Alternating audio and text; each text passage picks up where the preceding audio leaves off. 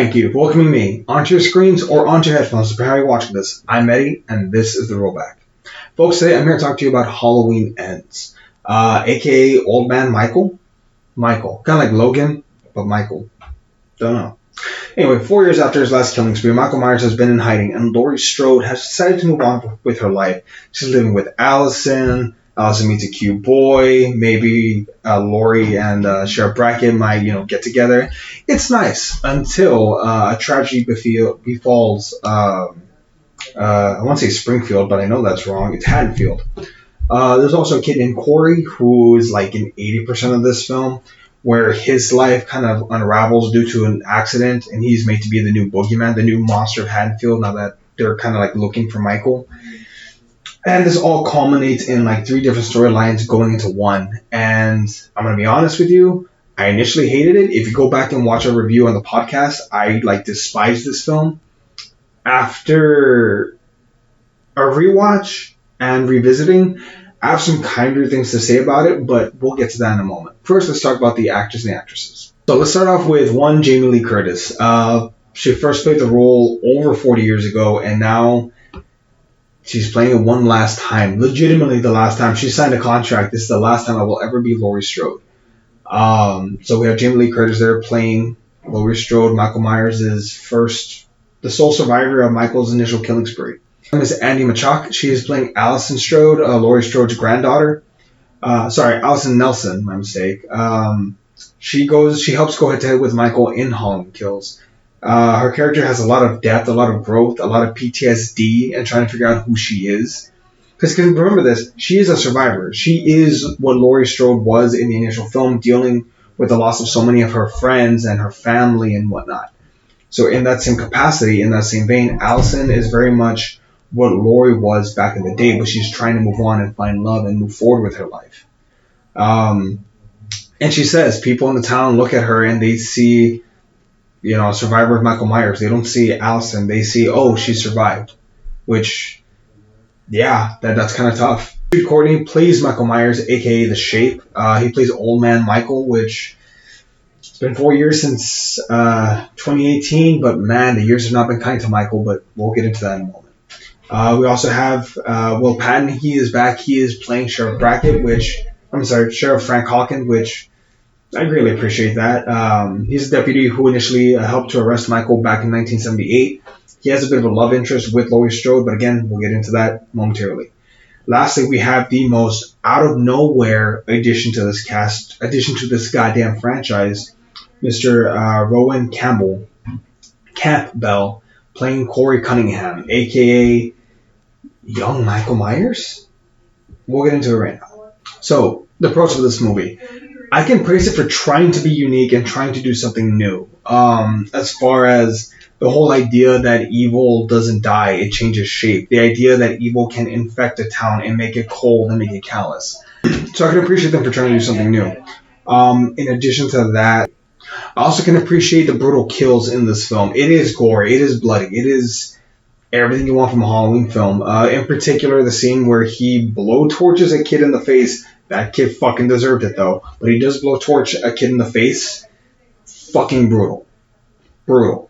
The character development is unquestionable. There is a lot of character development in this film. Laurie Strode no longer lives at her old house. She's trying to move forward, trying to be happy, trying to be more normal. She's making a pie on Halloween. She's encouraging Allison to go out and date people. She's flirts with Brackett at one point, puts on makeup, and they kind of have a nice little conversation with awkward flirting and whatnot. And it's nice.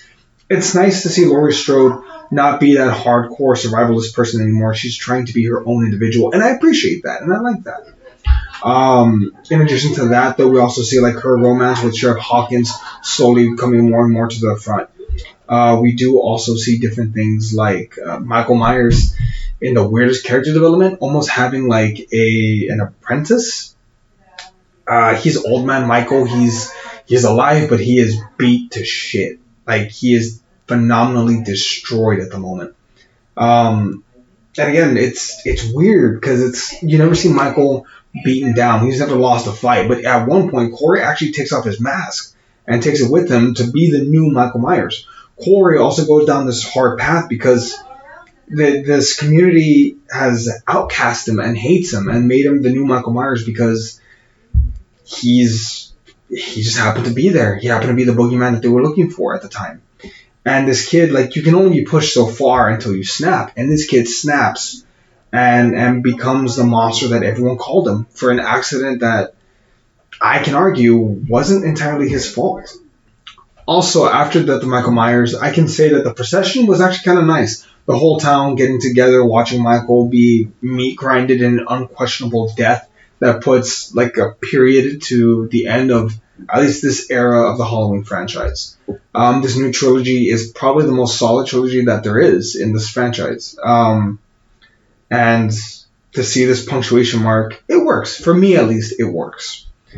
But cons, fuck, where do I begin? Let's start with, where the fuck is Michael Myers? And I understand that in the original film he was only in there for 10 minutes, but by this point, we don't want to see Michael Myers being a mystery. We want to see him coming forward as a tour de force, not a background character in a film that was marketed as Michael Myers versus Laurie Strode. In the marketing, they didn't even mention Corey. Now, if the marketing had mentioned Corey and made him, I thought he was just going to be like the first kill or the dipshit kid that finds Michael in the sewers. But instead, Corey ends up being this vessel for hatred and anger and evil. And I'm not against that idea, but you got to be upfront with it. I'm not against it, but meet us halfway at least. In the end, it's kind of lame that Laurie gets a bit of a lackluster win. I'm not going to deny the fact that it was epic, but I feel like the fight wasn't long enough, or I feel like the fight was too contained inside a small house. I would have wanted to have seen Laurie and Michael battle it out over the course, maybe of the fucking town, or at the very least around the house. Hell, I would have liked it if the climax had happened at that house where the kid died, the I think Ellis house, if I'm not mistaken. Imagine the final showdown there. That big house, imagine it burning down on them. That would have been great. I might be doing a video essay later on about how they could have improved it, but we'll get to that at a later date. That said, though, we need to judge this film as it is, not what it could have been. And for what it is, it's fine. It's okay. It's not what I was expecting, which isn't always a bad thing. You know, I wasn't expecting... Just because it's not what you expect doesn't make it bad. But I kind of wish that they could have done some more things with Michael, or with Corey, or with Laurie, or with Allison. That said, I'm going to retcon my score for this film. I'm actually going to give it a B-. It's definitely better than Halloween Kills, because at least it has Laurie Strode in it. But I don't think it's better than the original, and it's not better than 2018. But, I mean, those are two very high bars, to be fair. That said, that's going to wrap it up for this episode of The Rollback. Please like and subscribe. We'd greatly appreciate it. We're always trying to grow this channel. Also, if you don't mind me asking, comment below. What's your favorite Halloween film? Any Halloween film. Yeah. Let's see y'all later. Bye, everybody.